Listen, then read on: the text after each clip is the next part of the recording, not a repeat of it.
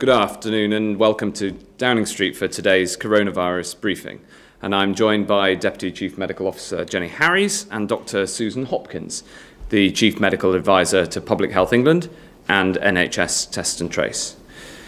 We all know that 2020 has been a hard year and it's ending in this festive period which is going to be very different. After all the efforts that we've gone through to control this virus, and in many parts of the country this virus is under control, just as we've got a tiered system in place that was able to control this virus, we've discovered a new, more contagious virus, a variant that is spreading at a dangerous rate. And I know that the vast majority of people watching today and across the country understand what we need to do together to get through this. And so today we're announcing further action within the tiering system and also some further progress on vaccines and on testing. And I just wanted to say this before I set out the details of what we're going to have to put in place. I know that these actions have consequences. I know how difficult it is, but I also know that it is right to take the action that's necessary to control this virus. Across the country, cases have risen 57% in the last week. The average COVID hospital admissions are 1,909 a day. That's the highest figure since mid-April. There are 18,943 people in hospital with coronavirus right now. That's almost as many as there were at the peak. And yesterday there were 691 deaths reported. That's 691 people who have died just before Christmas. And our hearts go out to their families, their loved ones, as with all who've died from this horrible disease. I know the pain that this causes. So against this backdrop of rising infections, rising hospitalizations, and rising numbers of people dying from coronavirus, it is absolutely vital that we act. We simply cannot have the kind of Christmas that we all yearn for. Of course, it's the social contact that makes Christmas so special, but it's that social contact that the virus thrives on, and that's how the virus is spread from one person to another. So it's important that we all minimize our social contact as much as is possible this Christmas, and that will help protect ourselves, our loved ones, and the whole country. We've got to keep our resolve. We've got to keep going through this. And there's 4 areas that I want to update you on today very specifically. The first are those tiering decisions that I just mentioned. We know that the 3-tiered system worked to control the old variant and is working now in large parts of the country, especially in northern England. But we also know that Tier 3 is not enough to control the new variant. This is not a hypothesis, it is a fact, and we've seen it on the ground. We've seen case rates rise in some of the places close to where the current Tier 4 restrictions are, in places like East Anglia, where we've seen a significant number of the new variant, and we've seen case rates rise sharply. It is therefore necessary to put more of the east and southeast of England into Tier 4. We're also taking action in parts of the southwest, where there are some early signs of the new variant and where cases are rising. Even though case rates in some of these areas are not as high as they are in the areas badly affected, in London, for instance, and in Kent, the direction is clear and in many cases quite stark. The doubling times are short. And we have learned that when it comes to being a matter of when, not if, we take action, it is better to act sooner. So from 1 minute past midnight on Boxing Day, Sussex, Oxfordshire, Suffolk, Norfolk and Cambridgeshire, those parts of Essex not yet in Tier 4, Waverley in Surrey, and Hampshire, including Portsmouth and Southampton, but with the exception of the New Forest, will all be escalated to Tier 4. Bristol, Gloucestershire, Somerset, including the North Somerset Council area, Swindon, the Isle of Wight, the New Forest, and Northamptonshire, as well as Cheshire and Warrington, will all be escalated to Tier 3.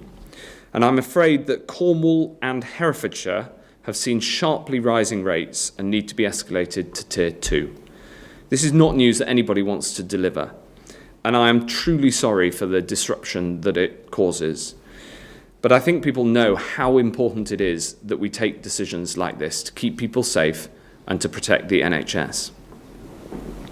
The second piece of news I want to tell you about is some developments about another new strain of this virus. Of course, the fight against the virus is a global effort, and we're constantly vigilant and looking around the world.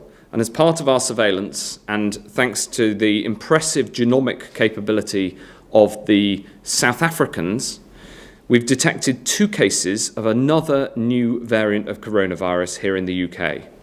Both are contacts of cases who have travelled from South Africa over the past few weeks. The Chief Scientific Advisor and the Chief Medical Officer and others met their South African counterparts over the last day, and we are incredibly grateful to the South African government for the rigour of their science and the openness and the transparency with which they have rightly acted, as we did when we discovered a new variant here. This new variant is highly concerning because it is yet more transmissible, and it appears to have mutated further than the new variant that's been discovered in the UK. We've taken the following action.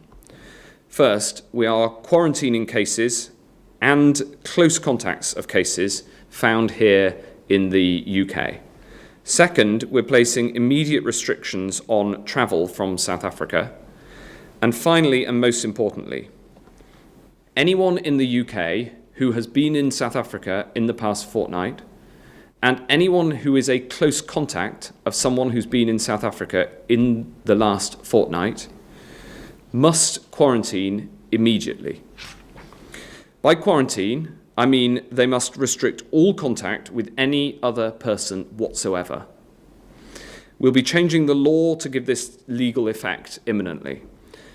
Now, these measures are temporary while we investigate further this new strain, which is shortly to be analysed at Porton Down. And I want to thank everyone involved for the seriousness with which I know that they will take these new instructions. I'd like now to move on to some more positive developments. The third thing I wanted to talk about is an update on testing. As you know, we continue rapidly to expand the testing capability here in the UK. We're expanding community testing yet further in areas where the rate of infection is highest, so we can identify people, and especially identify the around 1 in 3 people who carry the virus without displaying any symptoms at all. 116 local areas have now signed up for this community testing, and we're in discussion with more. And these rapid turnaround tests are proving to be extremely effective at finding cases where we otherwise wouldn't. And I'm today publishing an assessment of the Liverpool community testing project, which shows how effective this can be. I'd urge anyone who has the opportunity to take part to protect their local area. And at the same time, we're boosting rapid testing in care homes with a further £149 million to support that effort. So all those who work in care homes in England will receive 2 rapid tests a week in addition to their weekly PCR tests. Finally, amid all of this difficulty, the great hope for 2021 is, of course, the vaccine. The vaccine is our route out of all this. And however tough this Christmas and this winter is going to be, we know that the transforming force of science is helping to find a way through. I'm delighted to be able to tell you that the Oxford AstraZeneca vaccine, developed here in the UK, has submitted its full data package to the MHRA for approval. This is the next step towards a decision on the deployment of the vaccine, which is already being manufactured, including here in the UK. We are, of course, continuing to deploy the Pfizer-BioNTech vaccine, which is being delivered now from over 500 sites all across the UK, and we're adding more all of the time and accelerating the rollout. I'm also delighted to be able to announce that we have begun vaccination in care homes. We know that people who live in care homes are amongst the most vulnerable to this disease, and I'm delighted that we're able to do this. Again, it's another enormous logistical challenge, and I'm very, very grateful to colleagues in the NHS and in the social care sector who've worked together so hard to make this happen. This afternoon, it gives me great joy to tell you that the Chelsea pensioners will be vaccinated, along with care home residents right across the country. I think we all need a bit of good news. And the reality is this vaccine programme is the way we're going to get through this. Because every time somebody's vaccinated, our country becomes a little bit safer, they become a little bit safer, and we get a little bit closer to the life that we all want to get back to. I sincerely hope that this is my last press conference before Christmas. And I want to just take a moment, firstly to thank you and everybody watching for all that you have done and the sacrifices that you've made. And I also want to thank my whole team, who've done so much, including those here, Susan and Jenny, but including the huge team in the NHS, in the department, and right across the board. As a country, we've been faced with these enormous challenges, and it's been very tough. But I especially want to thank those who helped this country to become the first in the world to roll out a clinically approved vaccine. I want to thank all those who've helped us build a bigger capacity in genomic testing than anywhere else in the world, and of course, the biggest overall testing capacity in Europe. I want to thank our scientists who've discovered the first proven treatment for coronavirus. And I want to thank everybody working in the NHS and in social care for the work that they've done this year, and also for the work that's going to carry on this winter. And especially to colleagues who are working over Christmas, which of course is so important in the NHS and in social care. Look, I know how hard 2020 has been for everybody. And after delivering some really difficult news, if I may, I want to end on a reflection of where we are as a country. This Christmas and the start of 2021 is going to be tough. The new variant makes everything much harder, because it spreads so much faster. But we mustn't give up now.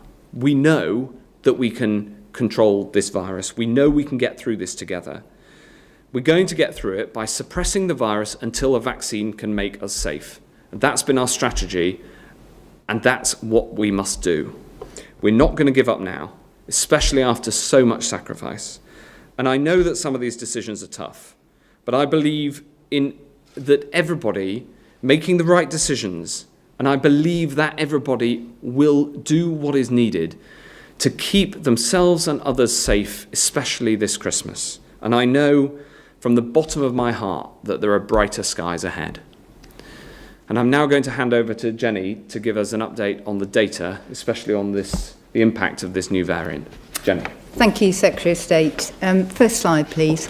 So I'm just going to talk through about half a dozen slides which highlight in graphical array the comments which Secretary of State has just outlined.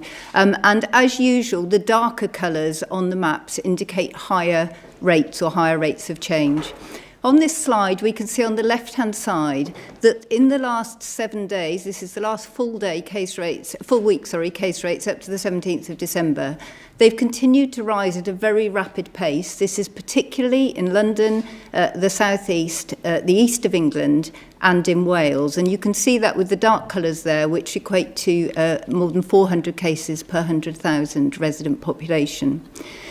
One of the most important things, though, is not just how many cases there are, but the rate of change. And if we look to the right-hand side, you can see that the darker pink and the purple is where those changes are really starting to move more rapidly. So as expected, it perhaps doesn't show up quite as well on the slide here, but as expected, again, particularly in London, the southeast, east of England and Wales.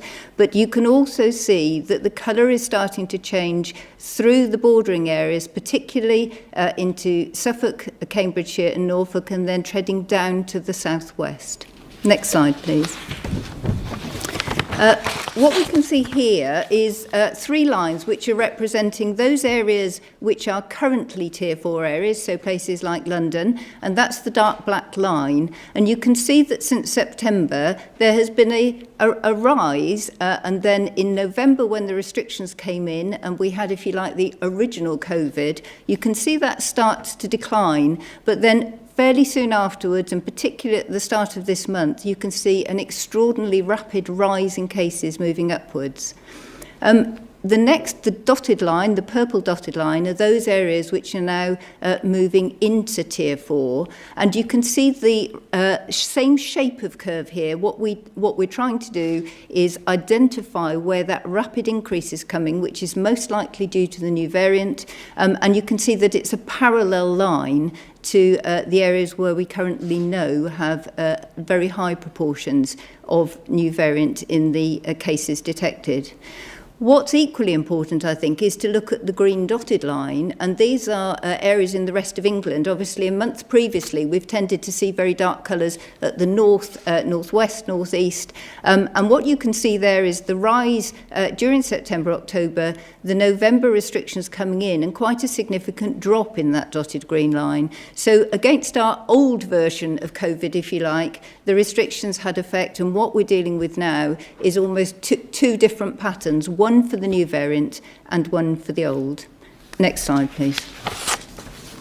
And here, this is clearer, I think, in this one. So these are cases identified, the proportion of cases which are positive for COVID-19 from November and then running in through to the middle of December.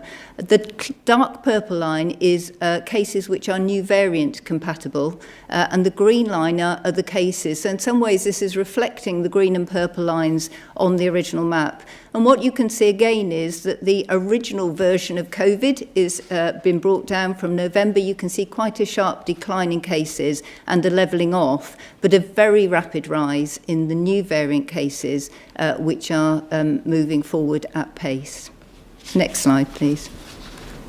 And again, if we just look at the 3 most affected areas, you can see this very starkly. The green line again is other cases. You can see that they've dipped from November. The national restrictions at that time brought them down. There is some rise now, but the real sharp increase, which is what we're dealing with, is the new variant compatible cases. And obviously these are the most affected areas. In other parts of England, we're starting now to see a mixed picture where the other cases, the original COVID cases, have come down, have flattened, but we're starting to see rises. And what we're looking out for is that very sharp incline in the rate of change. Next slide, please. And of course, unfortunately, this then translates through to occupied beds with patients who are COVID positive. And you can see here that the number of patients in hospital came right down over the summer period. It was rising steadily. The November restrictions have dropped that, but now it's starting to rise very sharply, almost certainly with predominantly new variant cases. And so we're now very close to the spring peak in terms of the numbers of patients in hospital. Next slide, please. And again, this is just looking in London and looking at COVID-positive occupied beds, again, heading very much towards the spring peak. You can see the flattening off in the middle of November, but now steadily increasing upwards and causing a lot of pressure. Mostly, obviously, we're trying to treat COVID patients, but every time a bed is occupied by a COVID patient, of course, we need to think through of the impact in others seeking hospital treatment. Thank you. Thank you very much. We now go to questions, firstly from the public and then from the media. The first question is a video Tim from Huddleston. Good afternoon. I am one of the UK residents that finds themselves trapped abroad after being given little to no notice to return home. I now find myself stuck in Germany until next year. What is being done to help UK residents like myself? Thank you. Thank you, Tim. Well, I can understand the frustration that you feel and others who are caught abroad by the measures that have been brought in to restrict travel from the UK. Now, obviously, we as the UK government want to see you able to come home, and we're having discussions with other governments right around the world to ensure that that travel can safely happen. So, for instance, you will have seen that there was an agreement reached with the French government, and also the European Union said that travel should continue, but they want it to continue, understandably, in a safe way. The problem with this new variant is that we are trying to restrict it from moving outside the areas where it is now at large, which, as you can see from the maps, is broadly the southeast and the east of England, including London. So the short answer is we're working with our international colleagues to try to get you home, Tim, you and others who are caught abroad by this. It's difficult, and we'll do everything we can to get you back. The next question is from Katrin from Southwest London, also by video. Good afternoon and happy Christmas. Given the new variation of COVID-19, will you consider a move to online learning for schools for a longer period than the 5 days currently planned at the beginning of January term? Also, will you consider rolling out the vaccine for vulnerable teachers who are putting our lives on the line to keep schools open during the pandemic? Thank you. Thank you, Katrin, and happy Christmas to you. As you know, we've put in place a new plan for the new year to ensure that there's testing in secondary schools to keep students safe, but also to keep teachers safe. When it comes to the vaccine, just before I hand over to Jenny Harries to comment, what I'd say is that we follow strict clinical advice in terms of the order in which people get vaccinated. So if people are clinically vulnerable, whether they're teachers or not, they will get early access to the vaccine. And I think following that clinical order of priority is very important, because that's the best way to protect life. It's also the best way for us all to get through to the other side of this, because once those who are clinically vulnerable are better protected, then it will get easier for all of us. Jenny. Thank you, Secretary of State. I'm sensing from the question that, Katrin, you might be a teacher, so it's a good opportunity to say thank you to all the teachers who I know have been working really hard, because the public health implications of children being out of school are not just now, but they are for their lives. So it's a really important environment. In terms of clinical vulnerability, certainly the evidence that we have, and we're continuing to look at that, SAGE has been looking just in the last week or so at the data, doesn't suggest that teachers themselves are at any greater risk, but clearly teachers who are clinically vulnerable will be anxious, and as the Secretary of State has said, the different groups, the clinically extremely vulnerable, have been recognised and are already in the higher risk group, alongside those who are 70 and over, and those who are clinically vulnerable, i.e. have more general conditions, but nevertheless increasingly vulnerable in the face of a new virus, are included in Group 6. So I hope that gives teachers assurance that those vulnerabilities have been considered, and obviously JCVI has looked at that independently, but we've been able to feed in much of the information and scientific evidence that we've had around different risk ratios. Thanks very much. Thank you, Katrin. Next question is from Leila Natu at the BBC.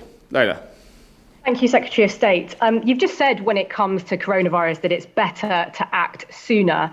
But the Prime Minister said on Saturday that the new strain was present across the country. Your chief scientific advisor said on Monday that it wasn't possible to stop it from spreading beyond the southeast. And you're only announcing today the widening of Tier 4 within the southeast and east of England, and only from Boxing Day. Haven't you wasted valuable time in trying to get ahead of the new strain of the virus. And if I may, to Dr. Harries, you've talked about yet another more transmissible strain being identified from South Africa. How confident are you that the new 4-tier system is strong enough to tackle that? Thanks very much. Well, as you know, when we got the information on Friday afternoon about the impact of the new variant on transmission, that it's that much more contagious, we acted incredibly fast to put the 4th tier in place. And then today we've broadened that. There are parts of the country where the case rates, thankfully, as you saw in the charts, have been coming down.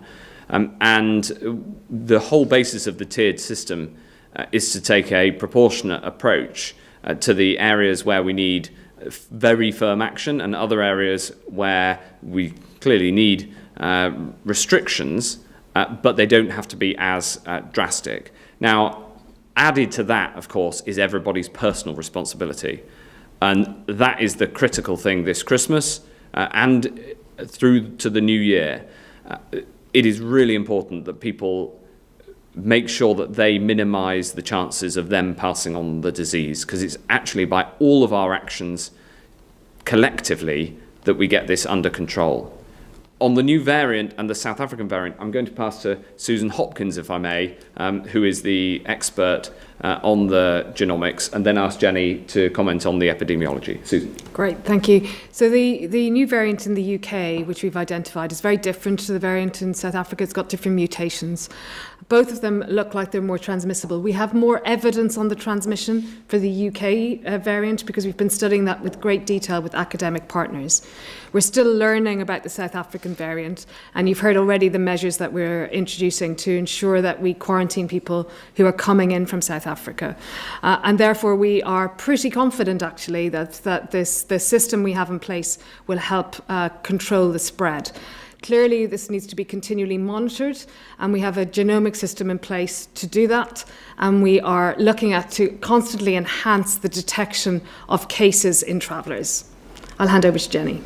Thank you, Susan. So, yes, I think going back to the tier system, obviously, as you could see from the slides, against the old version of COVID, our original one we were dealing with, those tiering systems in Tier 3 has been very successful. The problem now is that we have very high rising rates of the new variant in the UK. And I think just generally we expect viruses to mutate. So I think this should not come as a surprise. What is obviously very clear is that the UK has a huge capacity to look at these different variants and advise at an early stage. So that's very positive. In terms of the tiering, effectively what it's doing, it's encouraging and tightening our own behaviours and helping us to keep those behaviours within the areas that we are living and working. And that actually is the most important thing. Although the virus in both these cases appears to be more transmissible, at the moment on current evidence, the actual disease that one gets is no different. And so all of the basic measures which we are continually trying to do and which the tiers help us to do should actually prevent it. So normal things, wearing face coverings if we're with people, crowded places that we don't know, keeping our distance generally, keeping rooms ventilated, not going out when we don't need to, keeping all of our contacts down. So exactly the same interventions are the right ones, and they will work against all of the variants. What the tiers are doing are helping us with that behaviour and limiting us when perhaps we want to stray off course a little bit and we forget. Thank you very much indeed. The next question is from Dan Hewitt at ITV. Dan. Thank you, Secretary of State. Given the direction of travel here, isn't it now inevitable that the vast majority of the country, if not all of England, will end up in Tier 4 at some point in the next few weeks? If so, why wait for that time? Why not do that more decisively now? On the new strain of the virus, I know it's early, but is there any evidence at this stage to suggest that it wouldn't work? So the new vaccine wouldn't work against this new strain? And a very quick fact question. Could we have the latest number, please, and the number of people who've received their first dose of the Pfizer vaccination, please? Thanks very much. So I'll answer the first and third and then pass over to Dr. Hopkins, for the second question. The answer to the third is that we will be publishing tomorrow the full data on the vaccination programme so far, and we'll publish those as formal government statistics for the first time. And then we'll expand the statistics that are available around this programme on a weekly basis as we're going to publish those data weekly from now on. On the first question, absolutely we act fast, and you'll have seen from the action that we took and the Prime Minister announced on Saturday that we're prepared to act incredibly fast and take further action as we did this morning. We also want that action to be proportionate, and in the parts of the country where the number of the new variant is very low, of course we want to keep it that way, and the current tiers are working.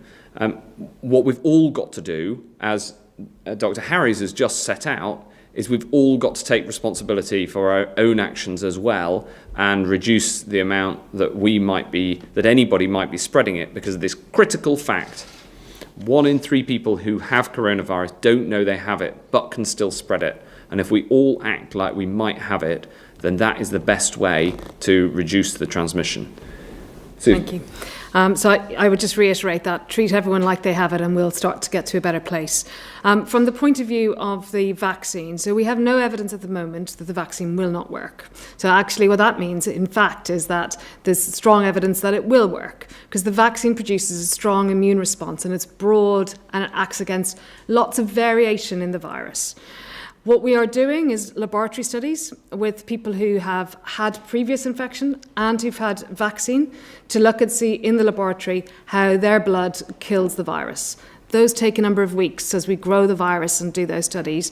As soon as they're available, we will, of course, release them. We will also be monitoring the people who've had the vaccine very carefully, as we would anyway in coming weeks, to determine whether they have a less risk of infection, both of clinical infection, but also of subclinical infection, particularly in healthcare workers who are getting regular screening. So we will have both laboratory data and then clinical data in weeks ahead that will help us. At the moment, though, we have all the faith in the vaccines that we have. They produce a broad response, and I would recommend that everyone who is offered one takes a vaccine. Thanks very much, Dan. Next question is from Rob Powell at Sky. Hello, Health Secretary. How confident are you that Tier 4 restrictions is enough to bear down on this new variant? And if it's not, what other levers have you got to pull to try and bear down on the new variant? And to Dr. Harries as well, you've outlined some pretty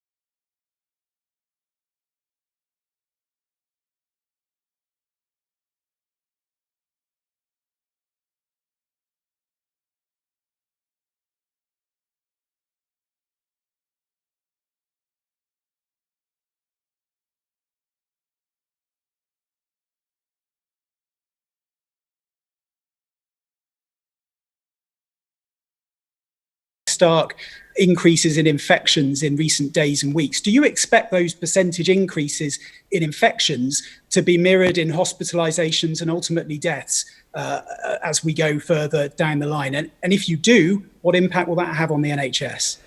Well, Rob, in answer to your first question, it took us some time to work out the three-tiered system, which was calibrated to keep the old variant, the original variants, under control. And we got to a point that the tiered system, the three-tiered system, was effective against the old variants. And in fact, there's an interesting study being published today in The Lancet that tests again the old variant against those three tiers. The critical question is tier 4 working against the new variant, just as you asked in your question.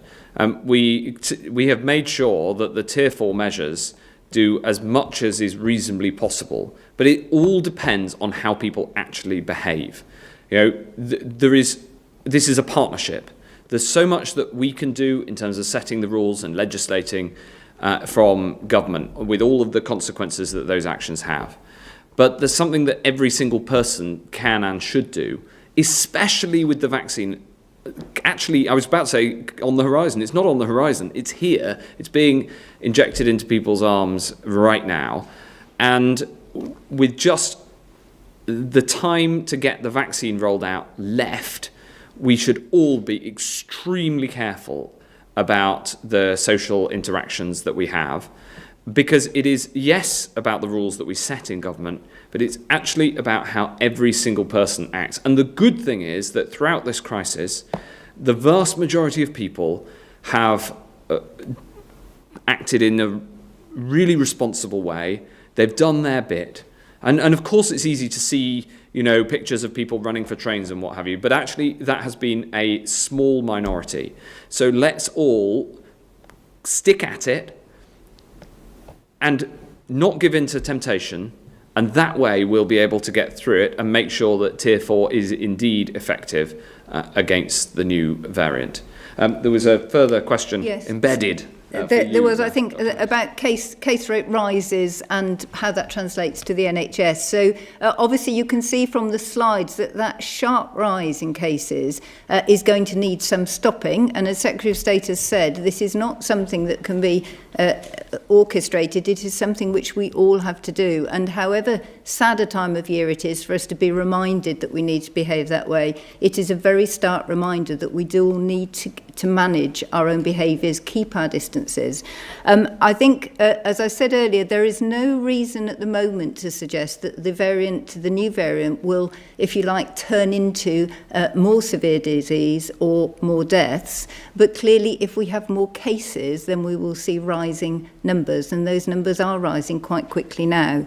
But it's not inevitable that they will. If we do all take those behaviours to keep our distance over Christmas, limit the number of people that we're with, those numbers are not inevitable rises. And one area where I think it's important to highlight, obviously care homes and the elderly are areas where we have seen very significant rates, sadly, of deaths before and serious cases. There are significant measures in place now, and Secretary of State has obviously highlighted this afternoon that testing is going in urgently in response to these rising case rates. So I think with all the hard work which the care home staff have been putting in, and the residents themselves, of course, in quite difficult circumstances, there are opportunities for us to ensure that these cases do not just automatically translate through into hospital cases.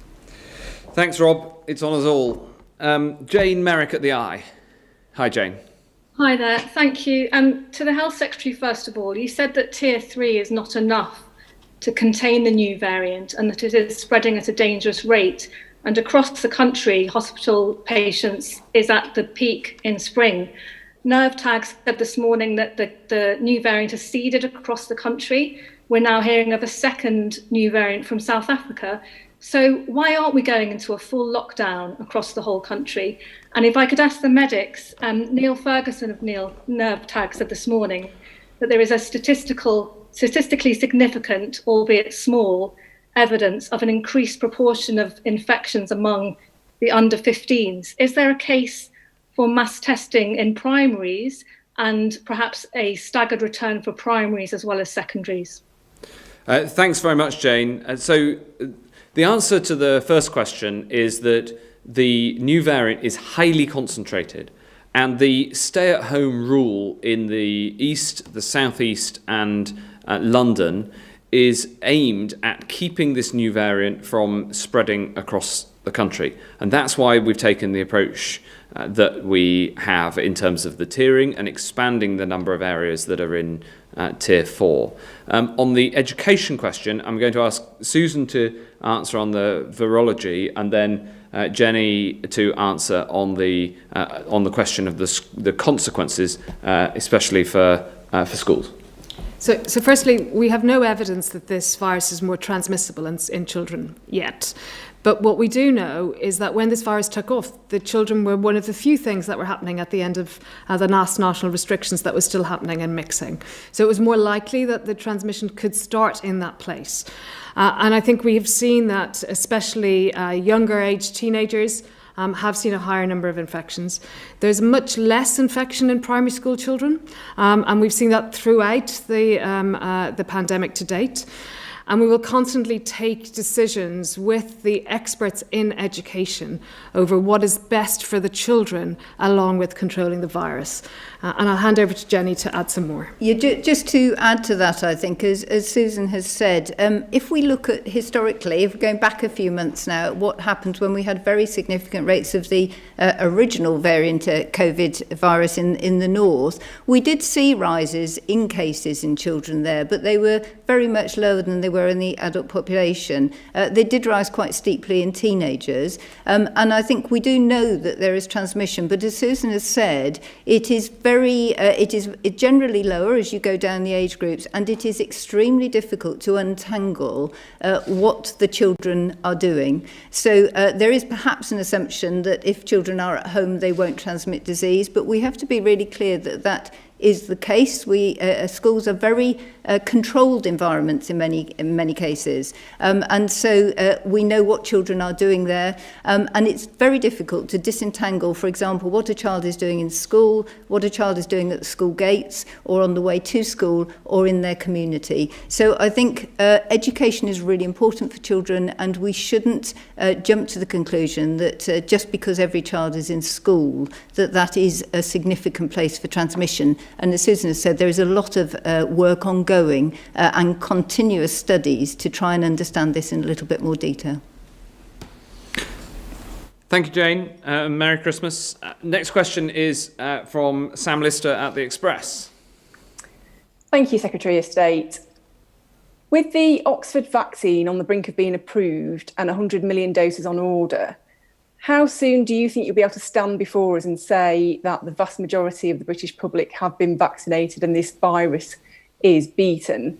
And how many people do you expect to be vaccinated before Easter? Oh, Sam, you're so tempting. I really want to have a stab at the answer, but the truth is we just don't know. It depends on the speed of manufacture. I'm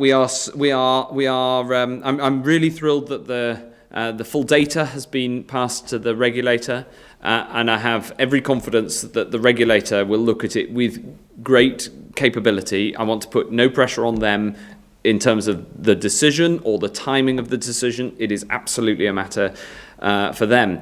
But then we've always said that the vast majority of the vaccinations will be in the new year.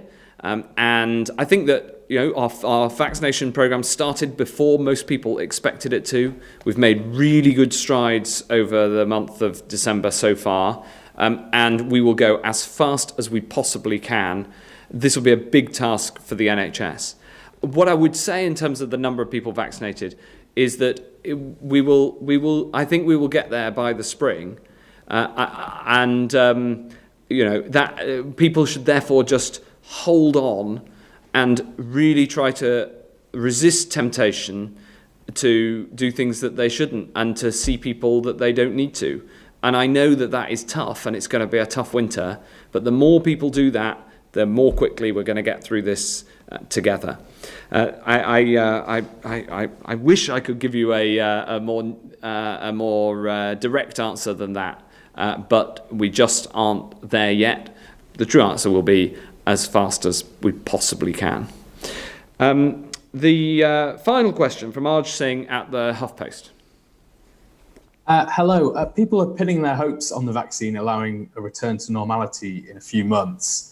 But Professor Stephen Evans of the London School of Hygiene and Tropical Medicine suggested this week that the UK wouldn't be able to get back to normal until half the population had been vaccinated. And there are some suggestions that might not happen until 2022, unless rates of the virus are very low. Given the emergence of a highly transmissible new variant, has the government